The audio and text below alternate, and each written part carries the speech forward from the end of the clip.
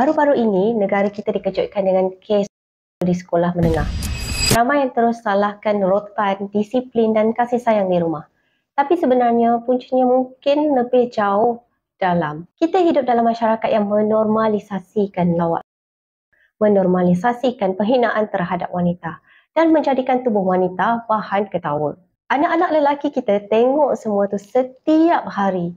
Mereka dengar, mereka serap. Dan akhirnya mereka belajar bahawa wanita bukan manusia yang perlu dihormati. Sebaliknya objek yang boleh dipersenda.